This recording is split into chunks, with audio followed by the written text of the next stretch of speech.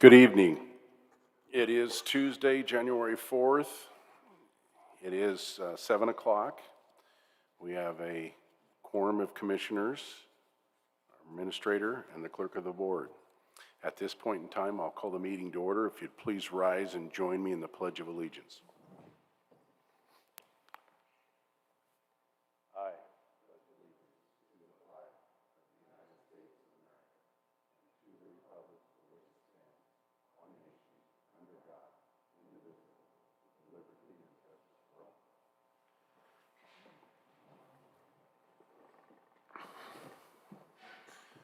Okay, the first order of business is typo correction on the commissioner assignments, Resolution 2021-307. We added the Tri-Cities Regional Chamber of Commerce, and the commissioner attending those meetings will be Commissioner Mullen. Next item on the agenda is the approval of the minutes from December 21st, 2021. Is there any additions, corrections? No. Okay. Minutes are approved. Next, down to office business, approve of payroll, the vouchers. Move for approval of fund expenditures in a total amount of $217,719.42 as presented, and note that it has been reviewed and signed by two representatives of the auditor's office and the county administrator. Second. There's been a motion and a second. All in favor say aye. Aye. Aye.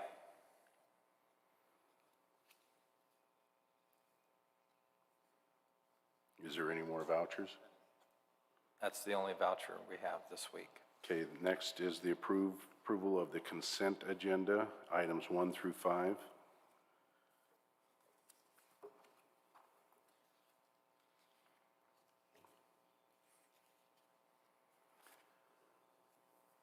Move for approval of consent agenda items 1 through 5. Second. There's been a motion and a second for the approval of the consent agenda items 1 through 5. All in favor say aye. Aye. Aye. Aye. Next, Commissioner Administrator updates. Keith? Yeah, it was a little bit of a short week because of the holidays. I did spend the last few days of the year completing some training, education classes that I needed. And Monday, attended the WASAC call, talking a lot about health boards and how those are going to be changing under legislation, what may happen in the upcoming legislative session. And Tuesday, a similar conversation with my counterparts across the state, talking about what to expect out of the upcoming legislation that county legislative section that may affect counties. So we're gearing up for the new legislative period. Commissioner Peck? Short week like everybody else. Did have the WASAC meeting where we discussed the new law pertaining to boards of health and the advisory committees that will be required for our Board of Health. And it was principally focused this week on the tribes and what tribal representation would look like. And it's clear that the law is going to need some refinement or at minimum a great deal of explanation. Actually had two WASAC meetings this week, and the other one was regarding the preparation for the Leg Steering Committee for the upcoming legislative session. And then received a call from a representative from the Department of Health asking me if I would serve on the Washington State Aviation and Aeronautics Advisory Board or Commission. I'm not sure which title. It's under a new law put forward last year by Representative Dent, and I have agreed to serve on that as the Eastern Washington representative for counties. Thanks. Commissioner Mullen? A very short week. I have no major updates. Have been filled in several calls on redistricting and on Mirror Industries, but other than that, no major updates. And I only had one meeting, Ben Franklin Workforce Development. Again, I don't like trying to do meetings over phones. I got on there. There was no meeting. I don't know what happened. But again, it's pretty tough to have meetings over this. It's getting better, but I don't know if it got canceled and I was not informed, but there was nobody there. And then yesterday, the phone sort of blew up because our assessor sent out a letter to the constituents up north about property taxes and the Open Space Act. And there was quite a stir, and people were wanting to know why all this information was wanted, and it's not mandatory. If you don't want to fill it out, you don't have to. But we're just trying to get it just on rental rates and all the things that apply to the taxation on open space. So with that, we'll move on down to public comment. Is there anybody for public comment? Mike's right there.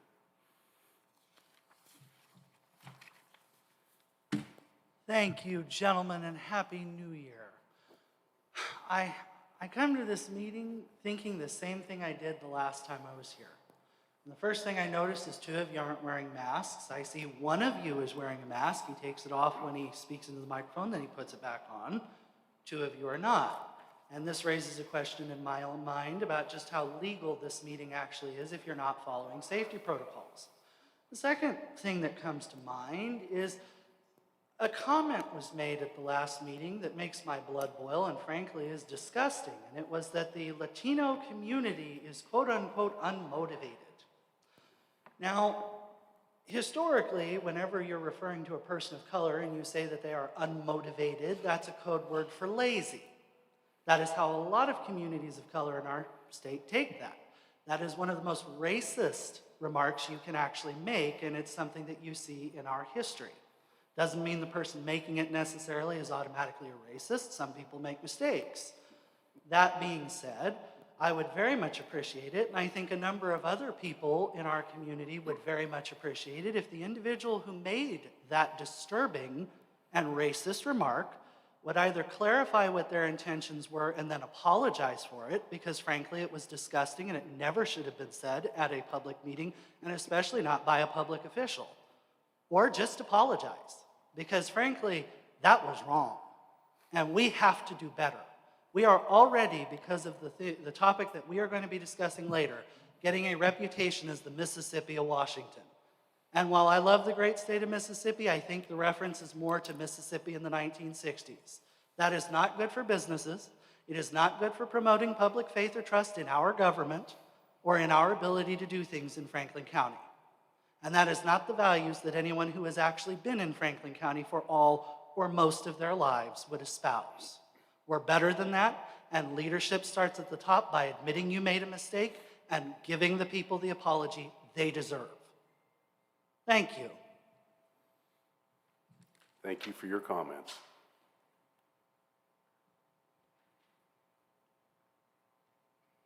Well, I was in that meeting, and I think it's because this gentleman was not in that meeting but listening online, probably did not hear clearly, because our chair, Commissioner Chair, clearly stated that instead of bringing lawsuits, that these people, the plaintiffs in the lawsuit, should be working harder to get people registered to vote.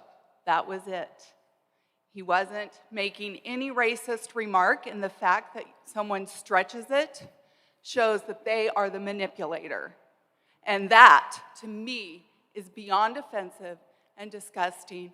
As someone who has served the Hispanic community for all of my adult life, through church, through the volunteerism at my schools that my children attended, through our friendships, I can tell you there is nothing that I care more about than the Latino Hispanic community here in Franklin County.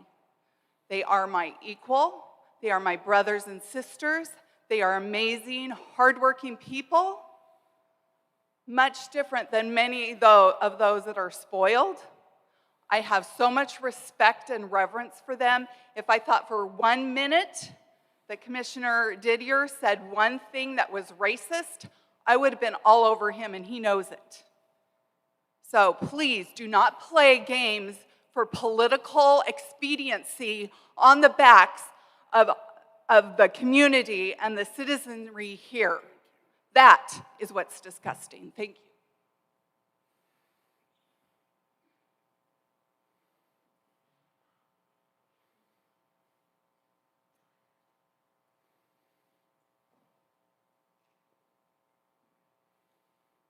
I had no idea I was actually going to get up and say anything at a hearing like this, but I can assure you that calling somebody unmotivated is not the most racist thing you can say.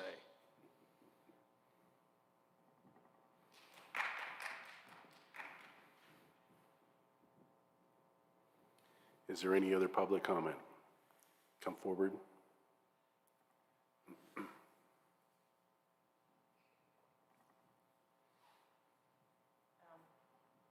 My name is Patty Bailey.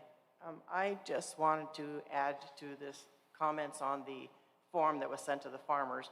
We're a very private bunch, you know, you're being one, that it does not say anything on here, anything. And it's mildly threatening, even though John, your assessor, has been out visiting us, and he's a great guy, and he explained it very carefully on how this impacts taxes, and it's kind of a complicated thing, but this does not say it is mandatory. In fact, it says this questionnaire is due March 1st, and if you do not send it, they will come talk to you. So I just think maybe the wording on some of these letters to go to a group of people like farmers should be a little bit more scrutinized. Thank you. Thank you. Anybody else for public comment? We do have one later, if you so choose.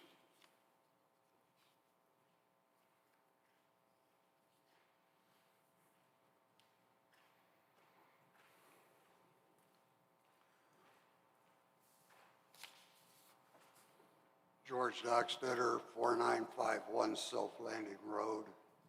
The comment I want to make is, for the last year or so that I've been attending these meetings, I've heard the two county commissioners that sit on the Ben Franklin Transit Board bitch about it. And I've heard Commissioner Peck, who sat on it before, bitch about it. And everybody talking about how big a waste it is on the money, and we could use that to fund the mental health that's needed in both counties. So I want to know is why the three of you don't get together, pop up 25 grand to run a campaign to reduce the damn taxes instead of just talking about it and sitting on your hands and doing nothing. Thank you. Mr. Chairman, just a point of clarification. I've never served on the transit board. Is there anybody else for public comment? All right, seeing none, we'll move down to the next item on the agenda, which is the open public hearing on redistricting map. So at this point in time, I'll open the open public hearing on the redistricting map. Is there any comments by commissioners before we start the open public hearing?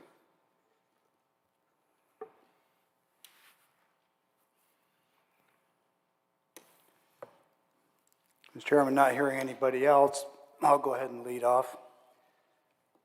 I did make a concerted effort, I think, at last week's meeting to make very clear that my two seatmates on this board had settled on maps 2 and 4, I believe it was. And when neither expressed any willingness or interest in joining me on map 3, I used the term that I was going to compromise and go along with 2 or 4 for the purposes of us being able to meet our December 31 statutory obligation to propose a redistricting map. And I did that by joining on with map 2. We were able to come to a proposed map number. We complied with the state statute. And now that that is complete, that obligation was part of the 10-year census obligation. It is not directly a part of the litigation or the lawsuit. So now we move to a discussion on a proposed map 2 and possibly drift into discussions about the lawsuit. And so I just thought it would be best to tell you up front, I will accept map 1 or 3. 3 because is the one that was proposed by the redistricting committee that we assembled. They voted on it. It was the clear first choice. And so 3 is my position. If either of you wish to join me on moving to map 3, that would be terrific. If not, well, so be it. I'm on 3. I'm staying there. Thank you. Commissioner Mullen?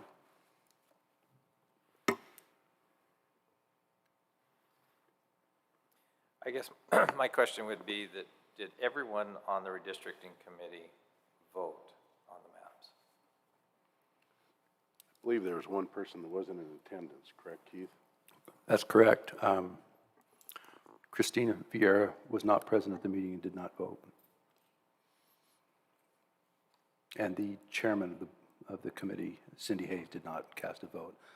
But based on the numbers of the other votes, their votes would not have changed the majority or the numbers that were selected to be brought to the committee, even if they had opted for maps that were not ultimately brought forward.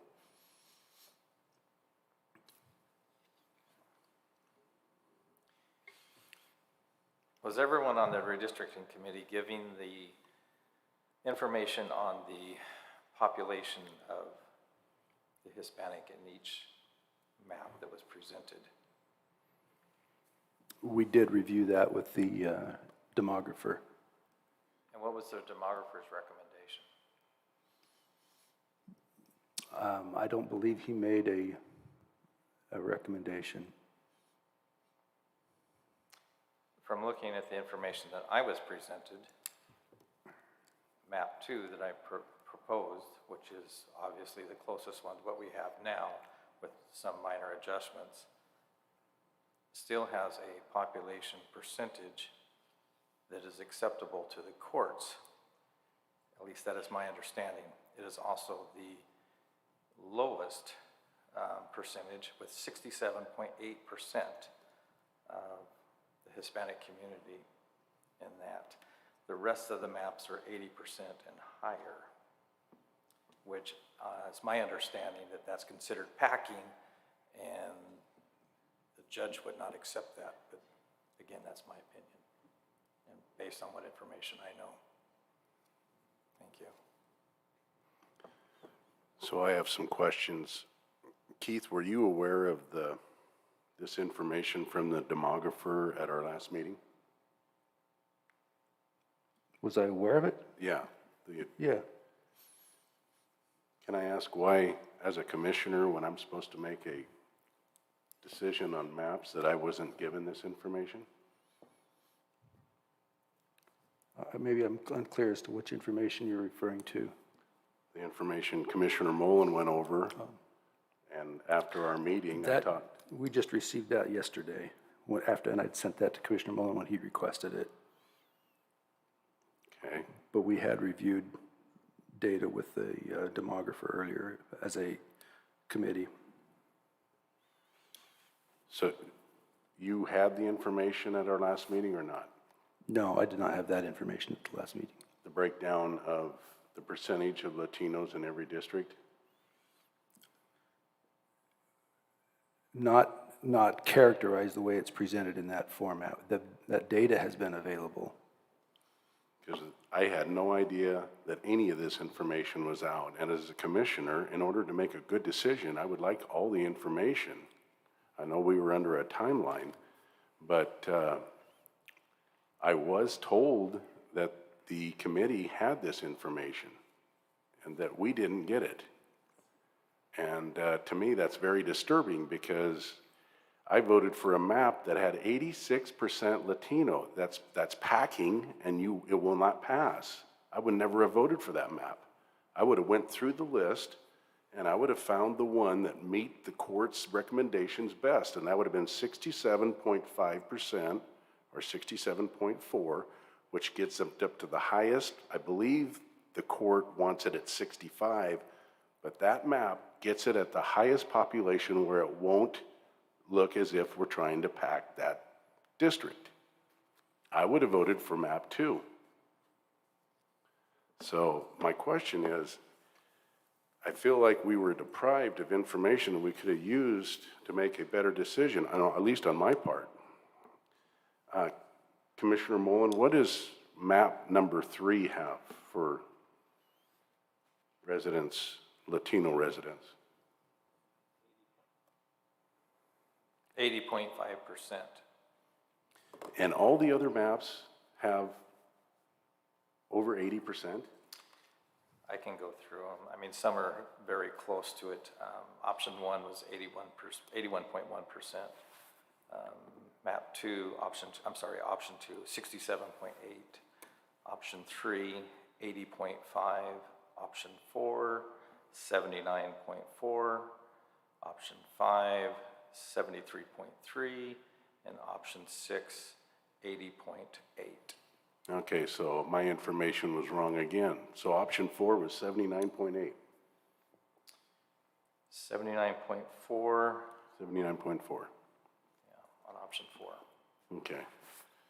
Mr. All right. Chairman, Commissioner Peck. I've not seen the data that you're presently discussing either, but I would remind that these numbers are raw population. And the law, the Washington Voting Rights Act, and the federal statute speak to voting age members of a district, not raw population. So even though you have these raw numbers and these percentages, they do not, in any reliable manner, tell you what the Hispanic voting age population is.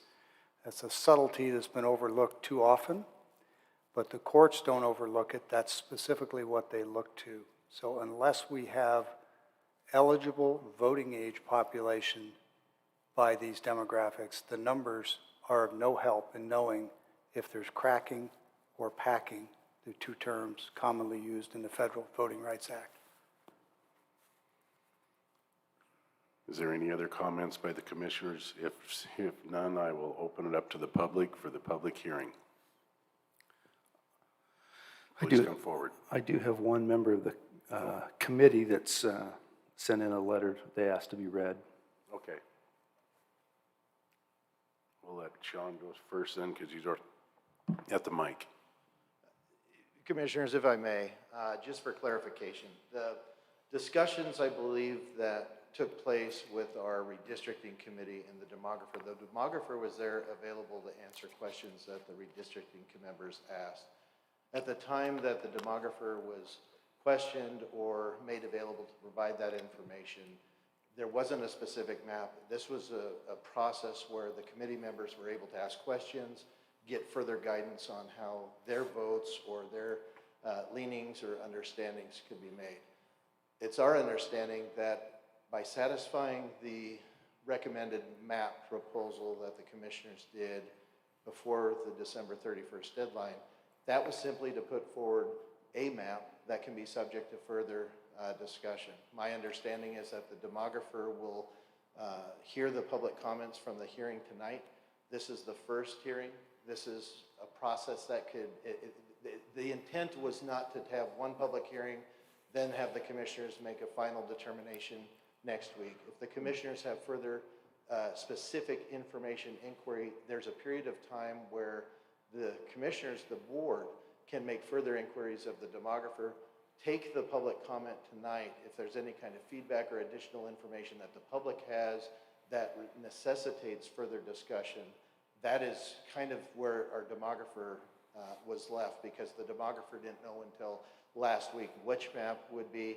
The demographer can provide the board guidance on the map as presented, but the demographer also knew the board had to keep open the opportunity to have that public input. So I thought it would be improper for the board to basically formalize an expert opinion, so to speak, on a map when that's not in the final stage or even close to that, since we hadn't had that public input. So I think just like you, Mr. Chairman, the demographer is waiting to hear further guidance and input from the board, waiting to hear if there's any changes that the board hears from the public tonight. The board is free to change direction, completely look at the different maps, take in the public comment, and change direction accordingly. Knowing that all those changes were going to be fluid, the demographer is awaiting further direction after this process tonight takes place to at least figure out, does the board want to present a refined map based on the public comment tonight? Does the board have a different direction? And once we have that, the demographer could provide that input. And then certainly we could include the demographer for another public meeting, public hearing, to provide that explanation or even answer some of the questions that members of the public might have. So I just wanted to make sure it was clear that the intent of tonight was not to gather the final say from the public and then put the board in a position where you'd have to make a final decision. This process is ongoing. If the board feels that more time is necessary to make a good final decision, that is certainly something that this board can do. So I just want to make sure the board wasn't under the impression that this was a time constraint deal and that the board was going to be forced to make a decision without having questions answered. The intent was all along to make sure that the demographer had the input from the board, but also to wait until after at least the first public hearing, so that way all of those comments and questions that might raise tonight can be addressed by the demographer. And I think that would give the board some further direction, and we could certainly have that. The expectation is that the demographer recognizes that his availability for a future meeting would be required. So I just wanted to make sure that the board was aware of that process, and that's kind of the goals. And I could answer any, I guess, questions. I guess I would want to know from the demographer on those maps, the voting age Latino population percentages. And I could tell you that I know the numbers that have been referenced, we do not have that high of percentage of any voting age Latinos in any of the presented precincts that I am aware of. That was a very high number, and I believe that was on a total population, not the voting age population, and that's typically what the Federal Voting Rights Act refers to, as it's considering the acts of voters. So that it shortens that demographic to 18 plus, but also part of the consideration will be considering those community surveys that are able to distinguish between citizens and non-citizens, because only citizens can vote. And so there's a different process. The census was not put out to gather that information, but we do have other surveys, community surveys, that were very accurate. I think, as the board recalls, the number of the census population numbers was only off by, I believe, about 12 individuals. From all of that other information that gets gathered on an annual basis, the numbers were fairly close to the census numbers. But again, when we talk about what the court might accept, there's no magic number that the court will accept, and we present something and the court accepts it. We don't know what the court would actually do. We know that there's factors that the court will look at. The court will look at, trying to make sure that there wasn't a drawing of a map that's going to disenfranchise any protected class and other considerations. But we can't say that, hey, this is a magic number. We could weigh in and say a court may be more likely to accept a version that is going to keep communities of similar interest together without dividing communities of interest apart, and looking at various factors like that. And that's something that can be addressed at a later point, but I think the intent and purpose right now is to further gather public comment with more of a refined map, and that's why the statute is written to propose one map going forward, so it gives a little bit more of an ideal of where the direction is going, but it can certainly change as additional information is gathered and additional input is provided. Okay, thank you. Oh.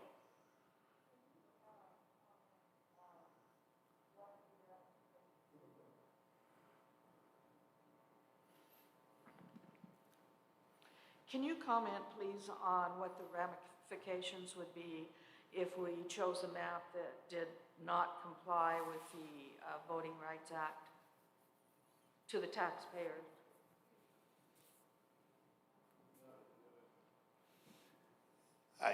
I don't give legal advice to members of the public, but for purposes of information, we have to choose a map that will meet the statutory requirements. The process right now is satisfying the statutory requirement to make adjustments based on the census, which comes out every 10 years. The board is required to make that change because it's anticipated that most communities will see a population adjustment occur within 10 years.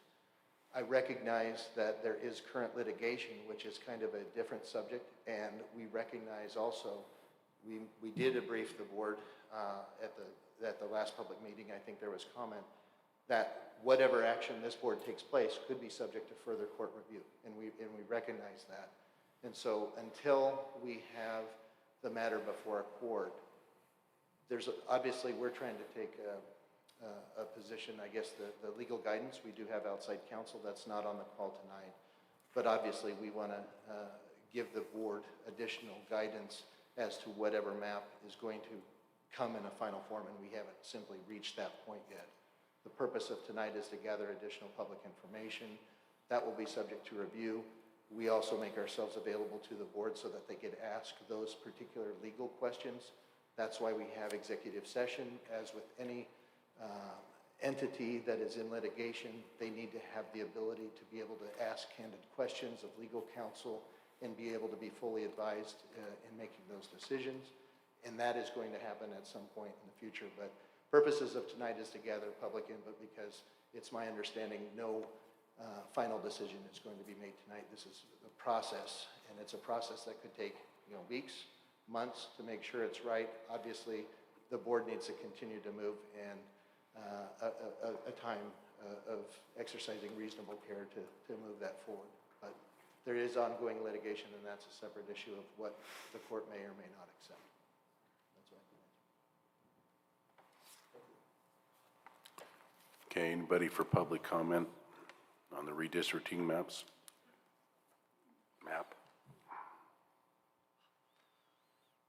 It's been too long since I've been up here. That was meant as a joke. First of all, I would like to thank the gentleman who corrected me. The correction is deeply felt, and I will endeavor to be better when I'm communicating. The second thing I would say specifically in relation to the map is the same thing I said at the last meeting, which is the only way we are going to get through this, as Commissioner Peck has noted, is if we go with a map like the one in number 1 or number 3. We have to be as close to the map that the plaintiffs have proposed as possible. Number 2 is nothing, or I think that's map 2. That one is nothing more than a retread of where we have already been. We got sued because of a map that looked a lot like that one. We will get sued or face penalties again if we go with the map number 4 that was brought up. The Voting Rights Act is not a game. It is not something you can outsmart. It is not something that you can magically, outlast. It is here, it is law, and we have to follow it. And the only maps I have seen in this convoluted and lacking in transparency process so far that even come close to that are, once again, maps 1 or 3. And of the 2 of them, it seems to me, based on what I've seen so far, that your best bet is probably going to be number 1. And it's unfortunate that there is so much resistance to it, but that is the facts. And I suspect a judge is going to force you, whether you want to or not, to go with something along the lines of map 1 or 3. You shouldn't really be considering this map. And the fact, by the way, that you are not wearing masks, once again, calls the legality of this entire proceeding into question. You are not following the rules. You asked for public comment. I gave it, and I'll say the same thing at every other hearing that you have on this. Follow the rules, go with a fair and equitable map, and let's put an end to this. I don't want my county on the hook for $2 million or more because you couldn't get it right.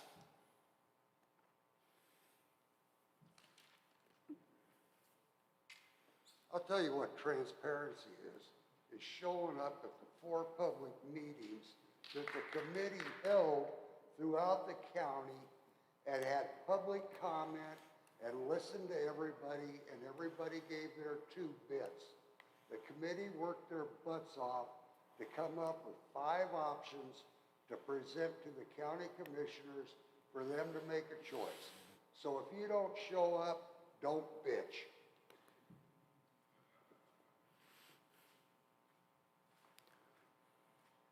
Thank you.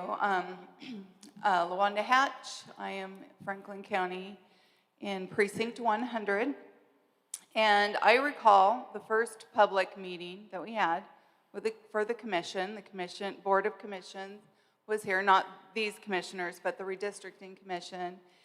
And it was interesting because there was already a map, and that was the map that everybody decided had to be. And in fact, this gentleman just stated that again, that it has to be this map. Yet we just heard our prosecuting attorney state, we don't even have the demographics. And I stood in that first meeting and I claimed, how can we have a map without any demographics? I've been calling for demographics since day one. And it's so frustrating because in speaking to a member of the commission, Lupe, he's the one who told me, you know, what the demographics of Hispanic persons are in each map that's presented. So I don't know, I haven't read the law exactly whether it's voting age or it's persons. And if it's voting age, why did the demographer not give that information to the Redistricting Commission? So this is just craziness. Someone's not doing their job. Last week, that every commissioner should have known what the demographics were for each proposed map in each district. That's just common sense. And that information should have been one of the deciding factors in understanding, and we have to understand there's 2 Voter Rights Act laws. One has to do with state law, and the other is federal law.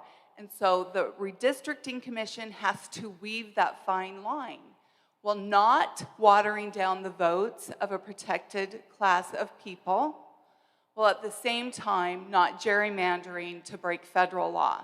So that is what they have been attempting to do. I know I attended 2 or 3 of the meetings. They did an amazing job, and after every public meeting, they came up with new maps. And in fact, there was a new map that was brought forward, and Commissioner Peck was commiserating about that one. Why is there a new map?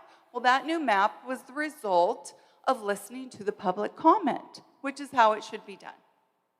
So I commend them. They did an amazing job. They worked very hard. They sacrificed their time and their efforts. And I thank all of you as well. I hope that we can tweak these, because from what I understood if it needs to be tweaked, if not, but we don't know, because we don't have the demographer here. So it would have been really nice to have had him here. So thank you. Thank you.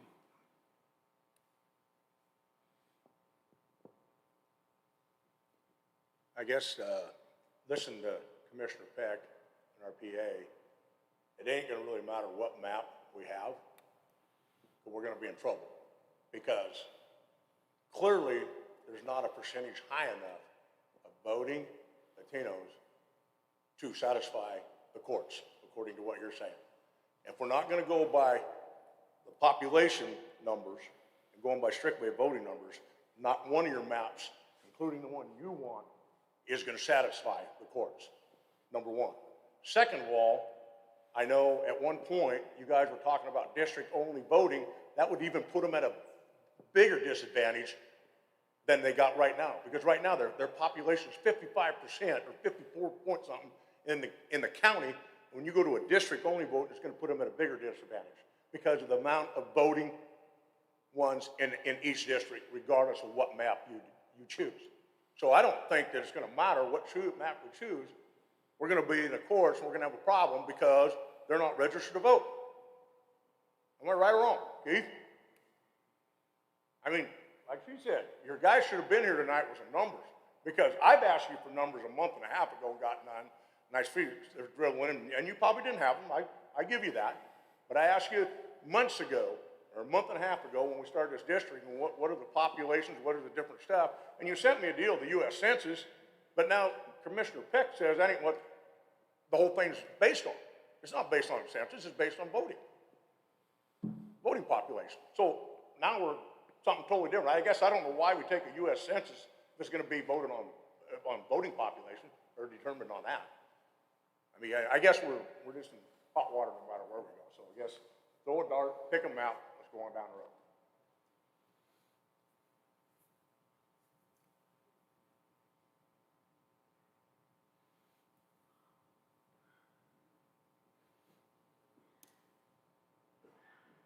Dave Cortinas, good to see you guys. Our newspaper at one time endorsed all three of you as candidates, either for Congress or for commissioners, and we think we did the right thing. As a journalist, I have covered every lawsuit starting with Yakima. And after $3 million, the city of Yakima tried to defend themselves, tried to stay in power. All 7 made mistake of choosing the wrong map. They gave 4 maps, just like you guys are doing here. All 4 of them ignored the Voters' Right Act. These 4 maps, none of them support the Voters' Right Act. If the 3 of you have done your homework and you read the Voters' Right Act, neither one of you would have proposed any one of these maps because they're out of compliance. Okay? The demographer that I sat with in Yakima, he made decisions and he helped make decisions. And the ACLU, who's made the lawsuit, helped both the city of Yakima and those that filed the lawsuit, and they came up with the right map. After $3 million and 2 years of defending themselves, they made a proposal with the map anyway to the judge, and the judge said, no. He gave him the map and said, 4 of you are going to run for office, 3 of you will stay in your seats, and we'll run those 4 in districts only. And that city did not accept that judge's decision. And he was very disappointed because they ignored him. They ignored his decision as a judge. So he says, guess what?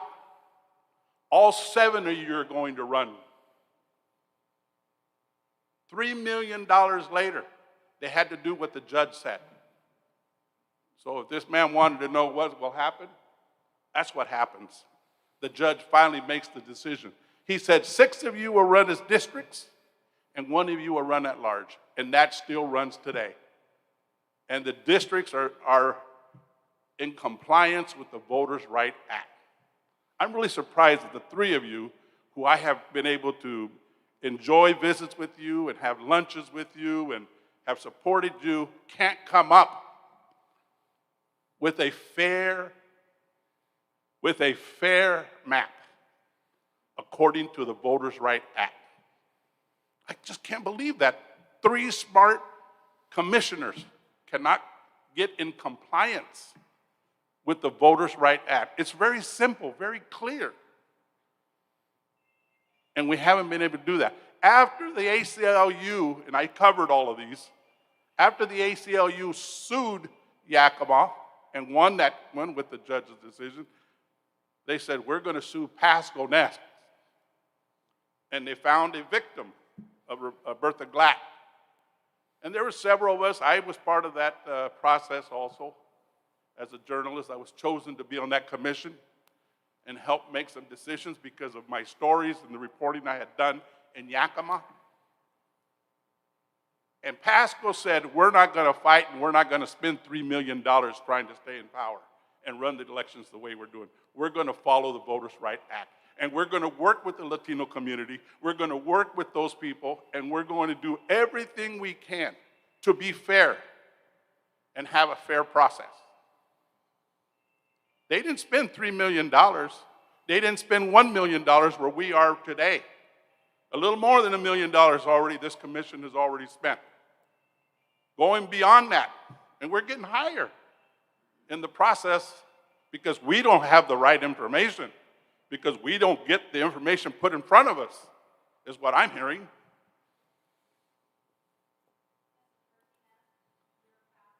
I don't think in the public process there's a 3-minute. This is not public comment. This is an open meeting. This is an open meeting, ma'am. We are limiting it to 3 And minutes. also with the city of Pasco, after they agreed and they came to an agreement with a fair map. And then Walla Walla was next. And Walla Walla says, we're going to fix it before we get sued. And they did that. They fixed it. They fixed it without getting sued. So here we have 2 lawsuits, and one that went ahead and got into compliance because they read the Voters' Right Act. And they got into compliance. These 4 maps are not in compliance with the Voters' Right Act. I don't see how you could vote for any one of them because they're not in compliance. Since Okay? you've been an expert on this, can I ask you a question? I'm not an expert. I just have covered these stories. You've said you've covered it. I want to ask you a question. Okay? Yes, sir. In the city of Pasco, we've got 3 of the council members that are sitting in a position with 323 votes, 267 votes, and 254 votes. The other elected officials are winning with 1,700 and some odd votes, 2,000 votes. How is that fair representation? Hey, if they don't get out and vote, they don't get out and vote. But let me just say this, Mr. Didier. If I was part of the lawsuit of this county commissioner, I wouldn't be sitting at home and sitting on my hands. This is part of the process. This hearing is part of the process. Where are those that are suing? Why are they not here? Where's their attorney? Why is he not here supporting them? I mean, I don't defend one side. I defend, as a journalist, I look at the process. Where are those people that filed the lawsuit against the county? Are they're not interested in voicing their opinion? You know, so I think that they are sitting back and they know that you guys are out of compliance and they're going to allow it to go all the way without even participating and let it go all the way because they know the history of what's happened with these lawsuits. It's going to go all the way back to the judge, and the judge has to abide by the Voters' Rights Act. Okay? Thank you for allowing me to give me the time to speak. But I have covered these. I've seen these. I know what's going on. I have written stories after stories after stories with lawsuits, and we in this county cannot afford to spend any more money on making choices of maps that are not in compliance with the law. Thank you. So with that, I'd like to make one comment. If a judge is going to follow the rule of law, RCW 29A.76.010, Section 4, Paragraph D, population data may not be used for purposes of favoring or disfavoring any racial group or political party. That is part of the law. And I hope that judge would pay attention to all the laws. Is there any other public comment?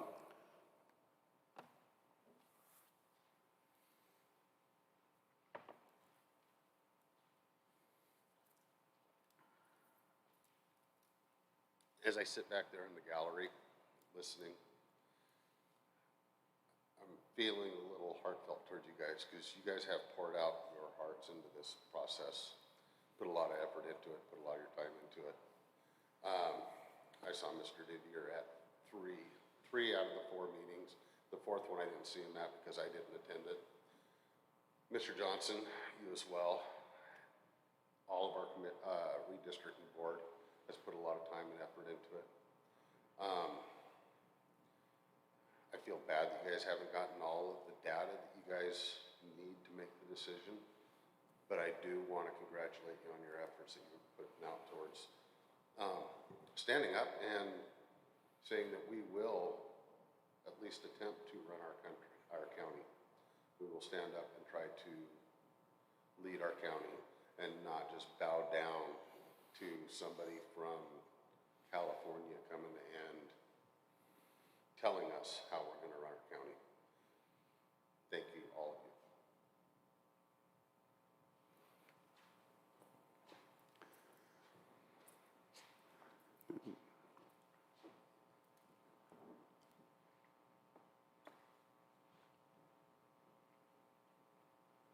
Good evening to each of you. I really heard something from each person tonight that spoke that really did just like the gentleman, my hearts went out to you. The one thing that stuck out to me more than anything was, as a project manager for a long time, I have a saying for those that have worked for me that they some of them laugh, some of them think it's dumb, but is you have to start out with what is. And so as we're here tonight, I've attended, I believe, every one of the meetings that has been held for this redistricting. And I'm completely and absolutely fascinated that we have gotten to this point tonight, that we have maps that we're being told that don't comply. And I don't understand how we've got to this point tonight. 3 commissioners that have all different information. How have we gotten to the point where that as a county we pay for legal representation, where that we can't stand here tonight and say map 1 is close but it's out of compliance because of X, Y, or Z, and map number 2 is okay with the exception of X, Y, or Z. It seems like we're just practicing and practicing and practicing with no destination in mind. And I don't understand it. You 3 commissioners need to get in charge, tell those that are working on your behalf what you want to see, and make it happen. Get in charge and make this process happen the way it needs to be. I've seen maps that I have opinions of one way or the other, and I've tried to read and understand the law, but I'm not a lawyer, and I don't know some of those intricacies because you have different sets of rules. I've read rules that directly counter each other, from the Voting Rights Act to state law to et cetera, et cetera. That's where the lawyers need to come in. That's where our legal representation as a county needs to come in and say, this trumps this, or whatever the case might be. I don't understand it. I don't get paid to do it. I didn't go to school to do that. But you guys are in charge. You need to make sure that this process is done right. I believe, and this is a belief that I have no facts or evidence on, but I believe a judge will watch the process and see what you've done and see that you've worked in good faith and perhaps work with us as a county and see we've gone through this process and see that we've been making headway. But to get here tonight, and we're talking about these 5 maps, and then we apparently, depends on who you've listened to, these maps are fatally flawed, all but except for one. It depends on who you ask. It can't be that complicated, and it can't be that bad. I agree with Mr. Cortinas. All 3 of you are very sharp individuals. You didn't get here by accident. You worked your way here. You earned reputation in your community to get to the point you are today. I believe you're in the right place at the right time for this process. Get in charge. Give those that are working on your behalf, whether it's the demographer or whatever. If we're paying the demographer, then get the information from the demographer. And then when you stand before a judge, you can say, this is the evidence I had, this is what I went on, and this is why I did it. That's what a project manager does. That's my background, that's what I know. So get in charge and demand performance from the places that you need the performance from to make the decisions that you need from. I have great faith in our county. I'm very proud that this is the county that I live in for virtually my whole life.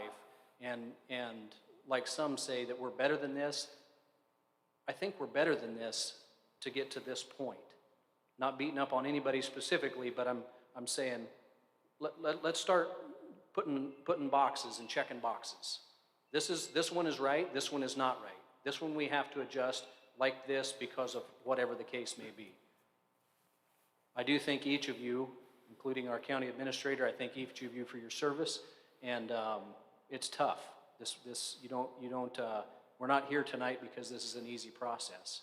But I think that we need to get the map that is, however, the closest to the one that is right.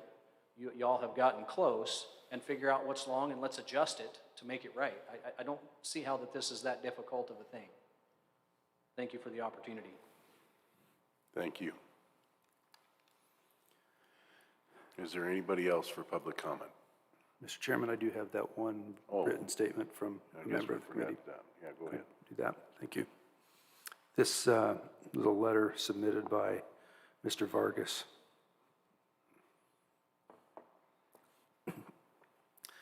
Following are some points that I wish to convey to the commissioners. I wish to express my opposition to the redistricting map option 2 chosen by the commissioners on 28th of December 2021. This option badly divides the majority Latino vote in Central Pasco in much the same way that the current map does. As such, map option 2 clearly violates the Washington Voting Rights Act in two ways. First, its district boundaries fail to preserve existing communities of related and mutual interest. And secondly, the district boundaries are drawn in a manner that creates or perpetuates the dilution of the votes of the members of the protected class or classes. Next, while the commissioner's aim was to choose any redistricting plan in order to meet a state deadline for doing so, a greater concern should have been to pick a map option that complied with the Voting Rights Act and thus avoid an upcoming lawsuit. Next, the Redistricting Committee, which you commissioners appointed in May of 2021 and which met regularly from August through December, presented the commissioners with 4 map options, none of which included option 2. The Redistricting Committee's 2 top recommendations, which included map options 3 and 1, constituted viable options which, in my view, complied with the Voting Rights Act. Either one, in my view, would have prevented the legal train wreck which now looms ahead and would have spared Franklin County taxpayers a likely very expensive lawsuit. By ignoring the advice and recommendations of your Redistricting Committee, the commissioners have chosen to take the Franklin County herd over the cliff, which will lead to severe consequences, including huge financial costs. When this worst-case scenario plays out, we will expect you to face the music and take personal responsibility for your individual actions. We will expect no less. Sincerely, Felix Vargas, member of the Franklin County Redistricting Committee. And I do have a phone call on hold.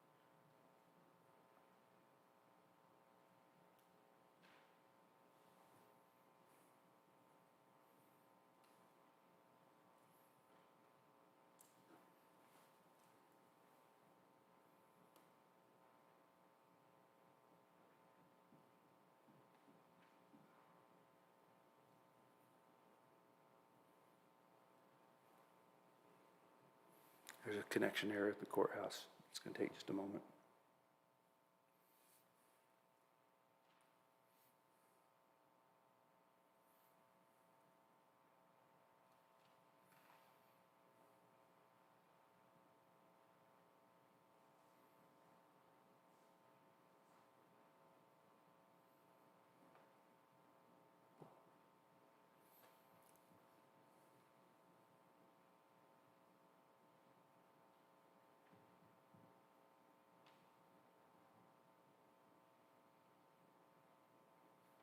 You may want to proceed if there's any other comments. Is there anybody else in the audience for public comment? You might want to come forward while we're trying to get that phone call hooked up. Good evening. Lupe Cardenas, member of the committee. I'm not sure where to start. A lot of good comments and some facts. I guess I feel like I wasted my time helping on the committee. You guys didn't have all the information that I guess we have. We put a lot of effort. I think we had a good group of committee doing the work that we tried to set up to do to help you guys, I guess, come up with the best maps. A lot of information.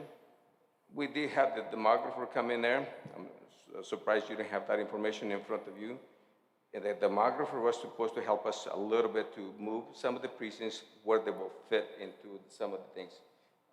As it is, Mr. Peck says that it was voter in age. The demographer mentioned, I recall, it's not voter age what it goes, it's the population that has to be. That's what I remember. Could be wrong, but they said, so you take the total population on that, and then there'll be 18-year voting age, and that doesn't matter whether they vote or not. You still got to go by total population. That's how they have to be the district. So, and you are allowed to move those around however you like, and that's why he can help you with the demographer later on in whatever map you choose. Some people said we didn't choose a map. Obviously, map number 2 fits more what the demographer said. Map 3 and 4, which I suggested, and the committee suggested, fall into that 86%, which puts it out to packing or cracking, whatever you want to look at it. So, for the public, so they need to know. Anyway, that's number 1. It's also 81%. That's called packing. So, number 1 that Mr. Feliz is the committee, it doesn't fly. So, but the gentleman with the paper says, none of these maps, I'm kind of wasting, I guess, my time being here, or we're going to put in my time as a citizen for this. I think the process has been there. I was in the meetings. I did not see you there in the meetings to tell us. Also, I don't wear my mask. I have a CS, common sense. Sorry, but that's the way I feel. Anyway, so it's a regulation signed by somebody, needs to go the process of the 2 states' houses. So, not a king. That's my feeling. Okay? So we'll continue that one. Anyway, so I don't know where to help you with this, but Sean Pence, that's attorney, he made a couple points. I guess the demographer is going to come out, and I would say consider the demographer. Keith was instrumental in getting everything, the whole committee. I'm surprised he did not get that when I was in the last meeting. You guys didn't have the information, and for me, knowing the information what I had, and you guys make a decision, including all of you guys, it's tough. So I don't want to be in your guys' seat. I mean, it's tough.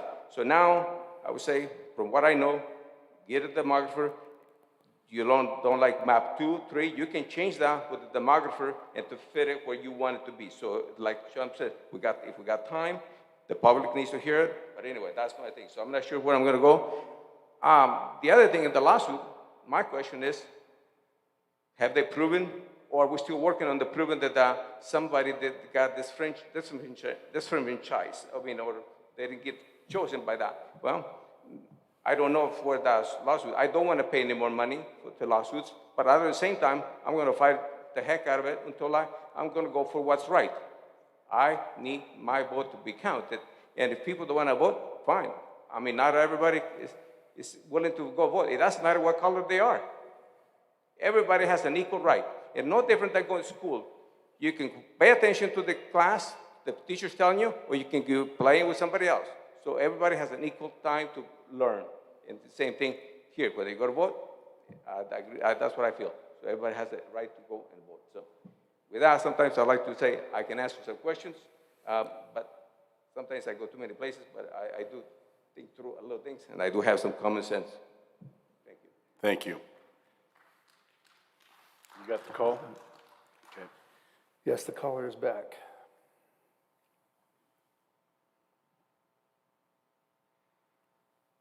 Good evening, Ms. Gaudette. Yes, You have the floor for 3 minutes. thank you so much. This is Pamela Gaudette. I live in Pasco. And first of all, I just want to say that I love living in this country where we have the opportunity to give public comments and that we have a representative form of government where the people can speak. So thank you. I have 4 points I would like to make.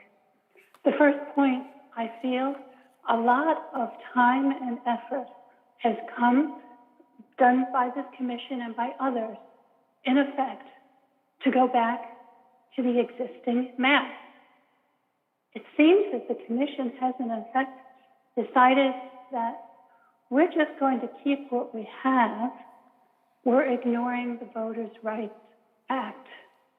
The second thing I would like to say is Pasco holds 80% of the county population and pays around that in taxes.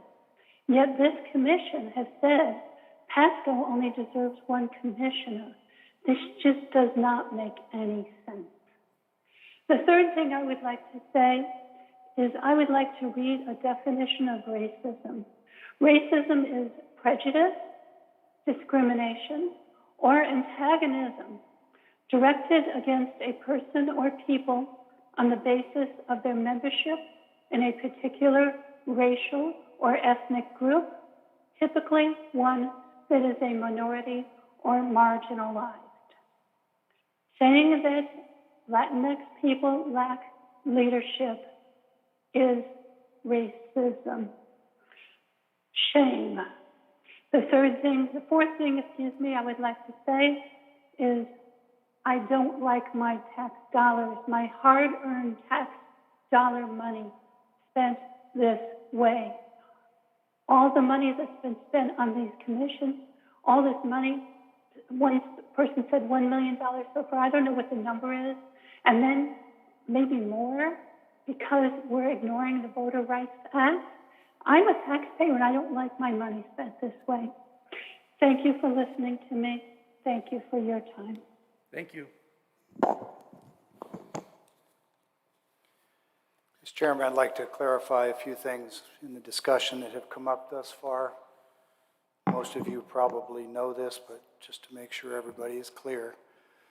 When you're talking about population, there are two decidedly different things to look at.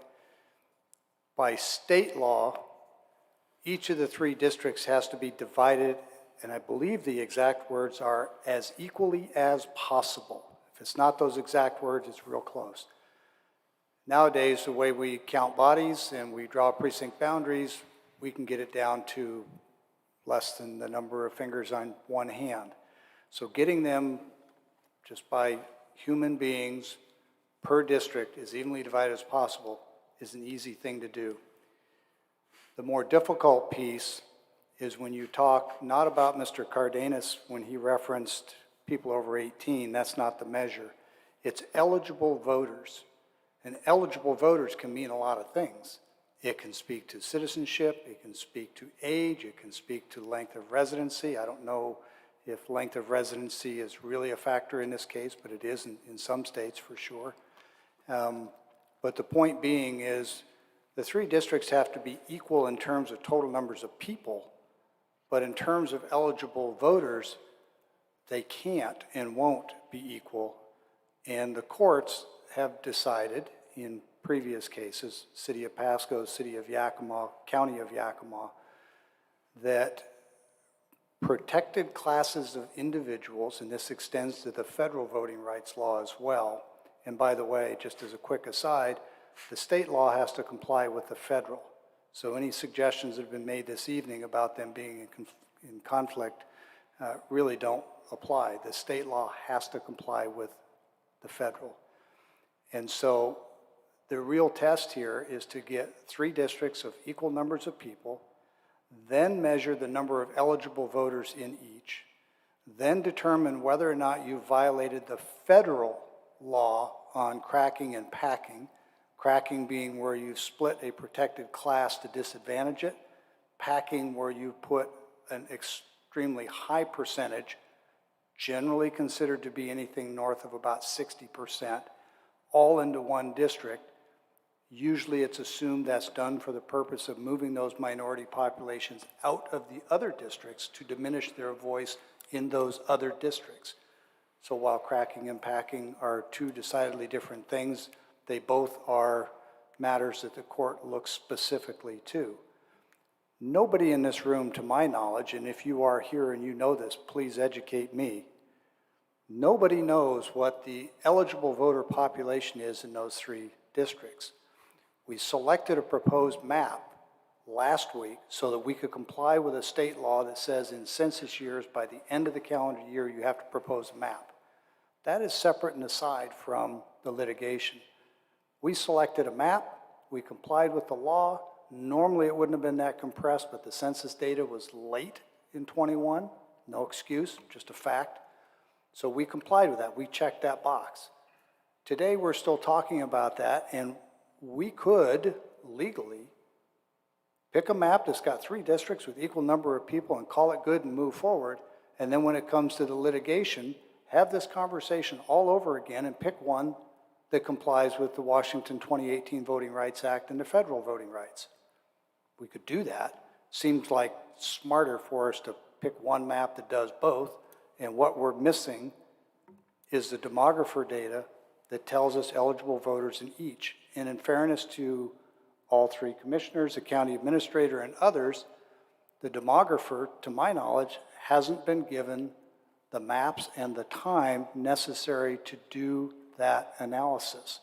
So tonight's meeting is interesting. I'm listening careful to what everybody has to say, but none of us has the information we need to know which of these maps is best. My choice of 3 is predicated on some work that I've done, but it is by no means definitive. I am not a demographer, but I put a lot of effort into trying to analyze and settle on what I think is best for this process now. So thanks to the committee who put in a lot of effort to come up with maps and proposals and ideas. I wish the demographer had been available. As some of you know, he's one of the most noted demographers in the United States and is highly sought after, and access to him is a little limited. But my proposal is that we have as many comments as anybody wants to make. We all say thank you very much. We go get the data from the demographer and we have them tell us which of these maps is most compliant with the 2018 Voting Rights Act and the Federal Rights Act. Then when we know that, we can actually talk about picking a map that makes sense. Instead of going down the road that City of Yakima and Yakima County have, where they've spent millions of their taxpayer dollars on a lawsuit that was never necessary.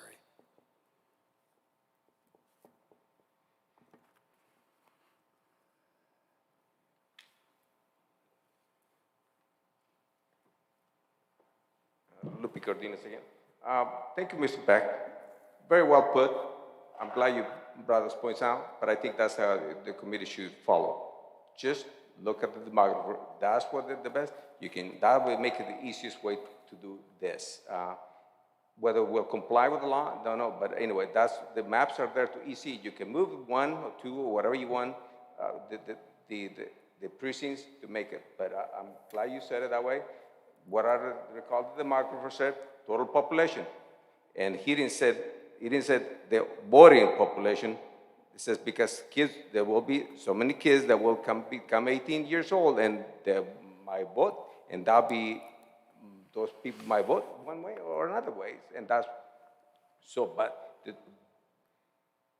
you gotta pick equal population, however you wanna do it, the map, 2, 3, whatever. But I think you mentioned right. So anyway, so I'm gonna say, good as to what you said, so move forward, and I don't say tough job. Thanks.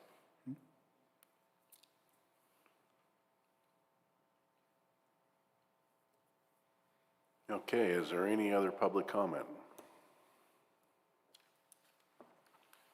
Do we want to leave this public comment open through next week's meeting? Just one more comment. I appreciate what Commissioner Peck stated as well, because that's what I've been stating. And to have him reiterate that is very appreciative to me. And I think that a lot of people need to just, I guess I just don't understand how people can say, compare a city to a county. What happened in the city of Yakima, city of Pasco is completely different. And when the caller stated that Pasco only has 1 commissioner is false. The city of Pasco has 3 commissioners. If you look at this map, and most of the maps, the commissioners have city of Pasco in their district. 3 commissioners for the city of Pasco. The difference is the rest of the county has 2 commissioners instead of one commissioner to represent them. So I've heard this gentleman saying last week that they're being taxed without representation. Crazy, because first of all, everybody that lives in Pasco has 3 representatives. They've got their district council person, they have the mayor, and they have the at-large. And then they have a commissioner that is over their particular district. So they actually have 4. And what they want is the rest of the county to only have one representative. And yet I can tell you per person, those that live out in the county pay a lot more in property taxes than those that live in the city. Now, as a whole, you can add that up, I don't know, but I can tell you per person, there is a lot more being paid by those that live in the county than those that live in the city. And we all pay sales tax if we buy online or if we buy in town. But the other point that I would like to make is that the city of Mesa and the city of Connell have majority Latino voters, and they are registered voters. A lot more, I understand, than in East Pasco. And I appreciated the map number 2 because it keeps all of them together. And so actually you get more votes from Latinos in that Commissioner District 2 by this map number 2. So something for us all to consider. It will be great to hear from the demographer. I hope that he can educate us because I've been asking that since meeting number 1. So thank you.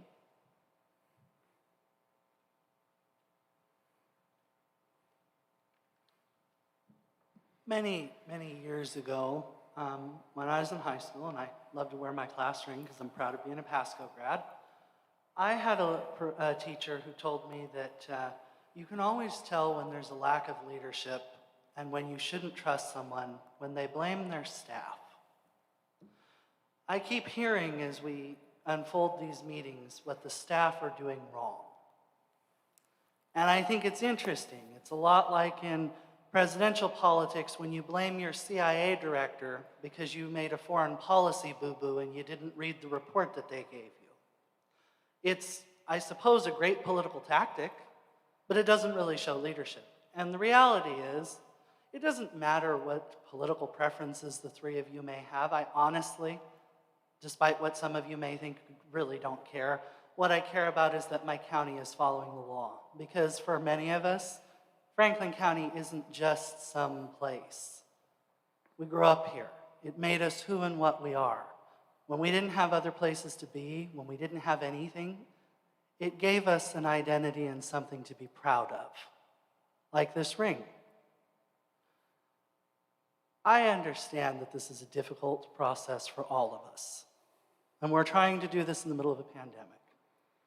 But the reality is, every comment that I or the lady on the phone or the people up here that come up here are making seem to be geared towards one very simple thing. We just want the law followed. That's it. You may not like the law, you may not agree with the law, but the law is the law. And so far, it's been upheld. And it's pretty clear. And as Mr. Vargas laid out in his letter, we are heading towards a legal train wreck. And even if it meant getting 3 Clint Didier-style Republicans on this board or expanding the number to 5 and having them all be as strident as Clint is, I could live with that if the electoral system that was used was fair and equitable to every community that lived here, and if we were following the letter of the law. And when you choose a map like that, when you run a convoluted process, when you blame the staff, when you appear belligerent, at the last meeting, by the way, it's interesting, we got a letter from Mr. Vargas. He was attacked and accused of being in league with the lawsuit, I think it was. I'll have to look back at it, but his integrity was called into question. And it goes back to, again, who are we as Franklin County? It's not who we are. It's not who we've ever said we were. That's not who we are supposed to be. And no matter how many times someone from the audience tries to talk over me or tries to badger me with commentary, it isn't going to change the fact that what really brought us here is we violated the law, we're not doing our jobs, and we have a sacred obligation, you as public servants, and us as members of the community to see to it that we are using a fair and equitable voting system and that we have fair and equitable districts that allow everyone to be represented. That is our job. That is all we can ask. And it's not a difficult request. Let's stop blaming the staff and let's just do the work and get through this. Thank you. I do have another caller. Dave Cortinas again, just a couple of points that I didn't get a chance to share with you. Just recently, County Yakima was sued under the same lawsuit that we're going through here at Franklin County, and Yakima County lost because they too did not follow the Voters' Right Act law. They tried to present something like we're doing here, and they lost. And now there's a fair process. So when we say that the cities and the counties are not the same, both the city and county in Yakima were sued. And the outcome was they both are now in compliance with the Voters' Right Act. So it's all about having a fair election, fair process. I think we're hearing that nationally. Nationally is being repeated over and over and over that we did not have a fair election. And here we have the same shoe in the Franklin County. So I'm not here to defend the Latino community. I'm not here to defend the non-Hispanic community. I'm here to defend a fair voters' rights and fair elections for everyone. That is what is the most important in this county of Franklin County. It's been a little embarrassing to see what we have seen during this pandemic with our county. If Steve Bauman was running for office for commissioner, I just might have to endorse that candidate because he sounds to be like a common sense guy. He gets it. I think that we can come to a common sense, as Mr. Cardenas says, and be able to propose a fair map so that we are not a laughing stock. Because Yakima just tried that. That didn't happen. That didn't go good for them. Over $1 million also. It didn't go good for the city of Yakima either, $3 million. And you, county commissioners, are right along that boundary of spending that kind of our taxpayers' money because we cannot give a fair map. And you have been given the Voters' Right Act. What is it? You have it in your hands. Read it and propose something that is accordance to the Voters' Right Act. That's all that we're asking. I think that's all the people want to see. I think anyone that understands what's going on with this process can see the writing on the wall. As a journalist, I can't expect people to bring me the information and put it in front of me so I can make a decision. I have to go out and get it. I have to make phone calls. I have to sit down and talk to people so I can get the story right, so the county commissioners can make the decisions that they need to make so that it's fair. And I think that's what is missing here. We have not done our homework. And if we would have done our homework, we wouldn't have been proposing these 4 maps and just checking off the box so that we are in compliance with the law and not giving a fair map so that we, the voters, can see that our commissioners are really working hard. I think you have worked hard, but you haven't followed the process correctly. I don't know what the motive is. I don't know why it hasn't happened, but there's got to be a personal motive here. I don't know what it is. But my dad always told me in Spanish, dígame con quién te juntas y te digo quién eres. Translated, Tell me who you hang around with, and I'll tell you who you are. And I hope that we are all county residents of Franklin County, and that we love and respect one another, and that we hold a fair election for all voters in the Franklin County. Thank you. Two callers.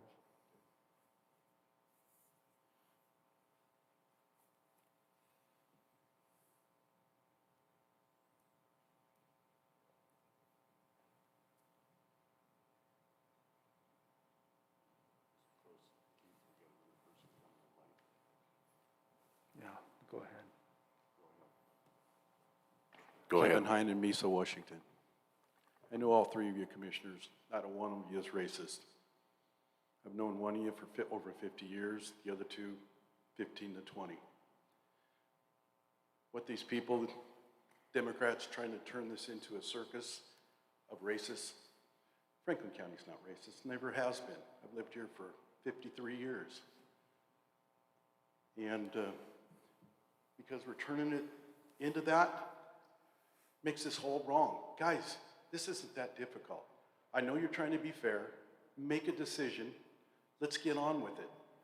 I think we need to what Steve Ballin was saying. We need to look at who's been getting you guys the information. Evidently, the gentleman that was up here before has never ran a business, had people under him, needed those people to get him information because he can't do it all himself. I know you guys are the same way. You don't spend every day at the courthouse. So there needs to be something done. You guys do need to do something there. That's all I have to say. Thank you.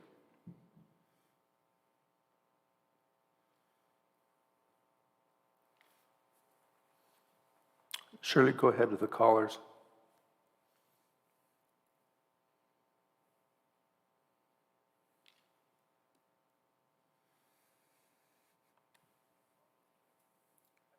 Good evening. Is this Mr. Dorsey? Yes, it is. You have the floor for 3 minutes, please. Thank you so much. And thank you as well to the commissioners for the opportunity to speak. I've spoken before to this commission with a little bit of certainty, I suppose.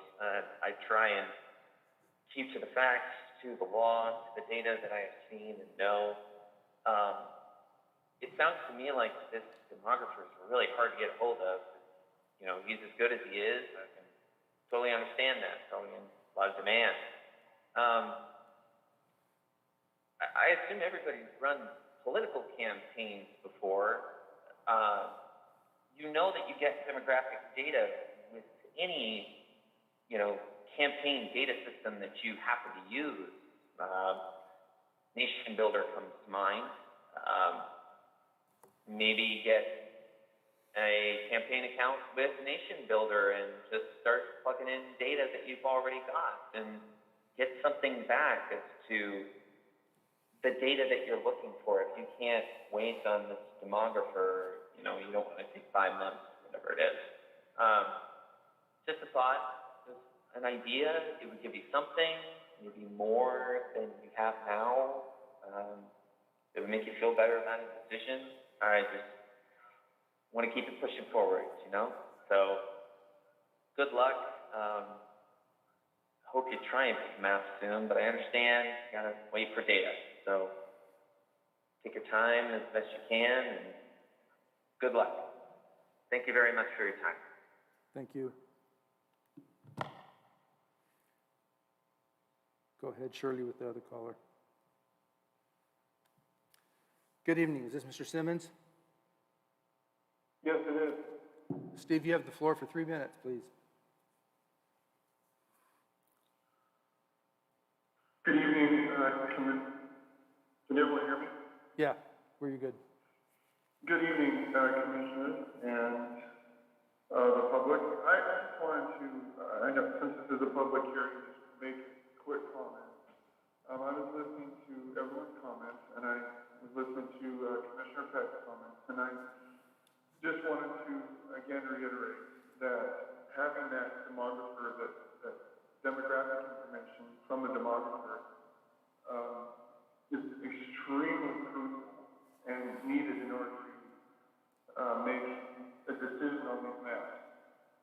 also to be able to have it presented to the public so they can have an understanding of what each decision or each map shows. So I appreciated Commissioner Pratt's comments about the process, because I think that's what really matters here is figuring out what the Voting Rights Act requires, first and foremost, and second, and then using that process to create maps that comply. And I think all the other kind of fluff that goes along with this can just be removed out of the whole process if we just do that. So, and I apologize if I'm speaking in ignorance, not realizing what the commissioners have done or haven't done with the map and what has been presented. I just wanted to say that that's what I feel is important, and I appreciate the comments from Commissioner Peck and anyone that has asked about the process, or talked about the process. Using the data to get these maps and being able to make an educated decision that will be beneficial and comply with the Voting Rights Act. So thank you very much for your time, Commissioners. Thank you. That's all I have on the phone. Is there any other public comment?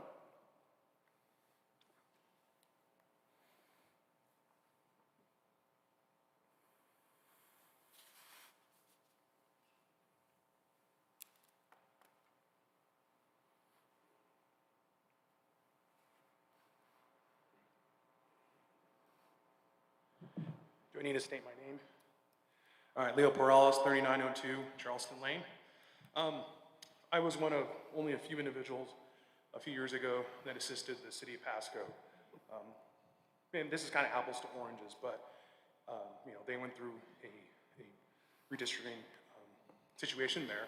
But I was one of only a handful of individuals that worked with the ACLU. And so when I come to meetings, I try not to make comments, and just really listen, because this is one of many meetings. But what I've seen, it just seems like there's been a lack of information, and not really on behalf of the commissioners. From what I've seen, they've definitely done their homework. There's just some miscommunication, it seems like, and a lack of, really information to even make a determination at this point, but we're not even at that point. I will contrast this with the current redistricting with the school district, which they just made their decision today, and they had all the information. They had, they had different maps. They ended up choosing one, but they had the Latino population, and then another column, the voting age population, with the 2020 census data. So I guess that was done completely, I think, in a more better process than this, unless I'm just putting the cart before the horse. But what I've seen, God, we really need to have all the information before we start saying which map is good. I mean, really can't at this point, based on my experience from a few years ago, you can't even make a determination right now. I mean, I'm really confused at this point, because we had one person from the committee say that this map is no good, and we had another person say this map was kind of fine. So I really don't know which map is even good, but at the end of the day, I think we just need all the information. And I will say there's pros and cons to this. Am I happy with what I've seen with that current election system in Pasco? No. Because like Commissioner Didier just said, you have some areas where 100 people voted. I mean, there's pros and cons to everything, but I think there is a common sense solution to this. And I think eventually, hopefully we get away from this type of stuff. And, the real kind of background to this Voting Rights Act, some people do vote certain ways. But, we can sit here and say, Franklin County is racist, or this person's racist. That's just really divisive. And honestly, people like me are just really tired of it. This is supposed to help me, but in the end, it's not really helping me. It's making maybe some people in this room look at people like me a little differently. But I don't share the same views as those people do. So I think we need to more kind of have a collaborative approach and not really mudslinging all the time. But I'm willing to help out. Again, I've been through the process, but I was kind of alarmed that you guys didn't have all the information to kind of really make a good, sound determination. So I think we should start there, but you know, you guys are very smart and sharp guys, and we have very smart people in the audience. I think we'll come to a good common sense plan. So, thank